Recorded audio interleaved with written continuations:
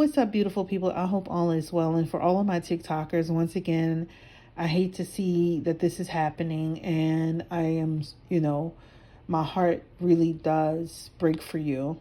For all of us that are content creators who are on any of these platforms, these are, we're visiting here. Like, we're using this. This is not ours. And even though YouTube and maybe some other platforms aren't owned by a Chinese company or affiliated with the Chinese company, this is a great reminder that like we're just using this, right? This is at any time anything can happen, a decision can come down that can change the way we do business. And so, with that being said, there is someone that I found on TikTok who I feel is very informative, straightforward, keeps it very, very real.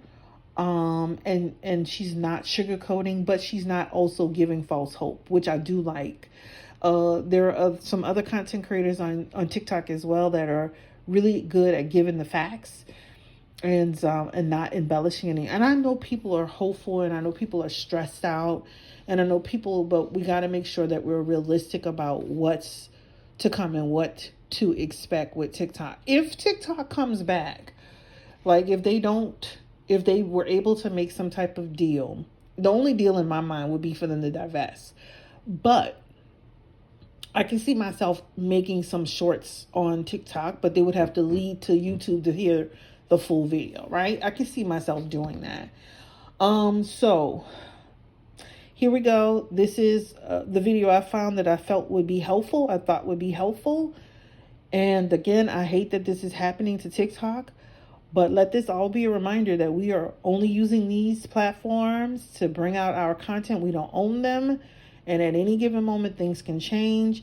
I mean, the amounts of money that I hear people are making on TikTok, I mean, if they do come back better than ever, stronger than ever, if they're able to come back, this should be a reminder to you. The money that you made on TikTok, you should be saving that money. You should be really saving that money. So anyway, guys, here we go. TikTok information time.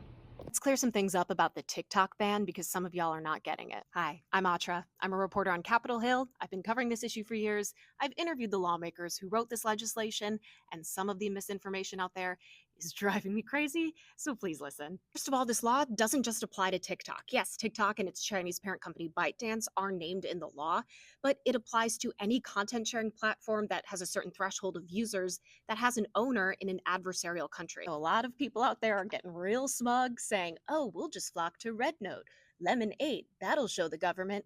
Sorry, guys, if enough of you do that, it will probably have the same fate as TikTok. Also, I say this with all the love in my heart. I do think some people need to go back and watch the Schoolhouse Rock song about how a bill becomes a law, because a lot of excitement out there about Senator Ed Markey's bill that would grant an extension for when TikTok has to be sold from ByteDance.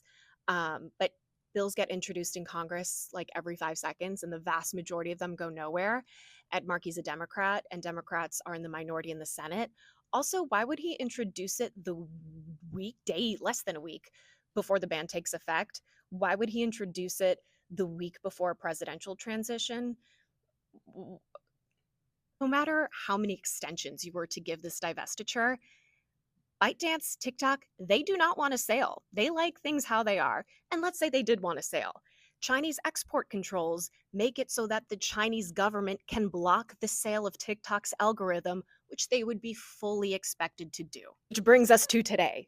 It is Friday morning, about 8:30 a.m. I'll probably post this in about 20 minutes. That brings us a little over an hour from the Supreme Court issuing its ruling. They're expected to uphold the national security law, aka the TikTok ban. And then the Biden White House is expected to announce that they're just not going to enforce it. So Biden is expected to just wink, wink, tell his DOJ, don't punish the Google and App stores if they continue to offer TikTok. Sorry, babe, not that simple. Any member of Congress, Republicans, for instance, 80% of Congress supported this bill. Any one of them can go to court and sue so that it is enforced. And here's what nobody is talking about. So the statute requires app stores stop hosting TikTok. Do you think Apple and Google, publicly traded companies, do you think their boards of directors and hordes of lawyers are going to say, yeah, let's risk it to get the biscuit. Let's just keep hosting TikTok, hoping that there are no consequences? Or are they going to play it safe? Now let's talk about what Trump can do.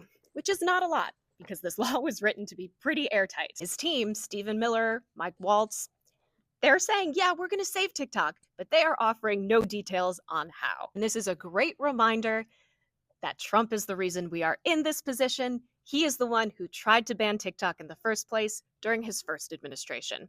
He's only changed his mind now because he thinks it made him popular enough to win the youth vote in 2024.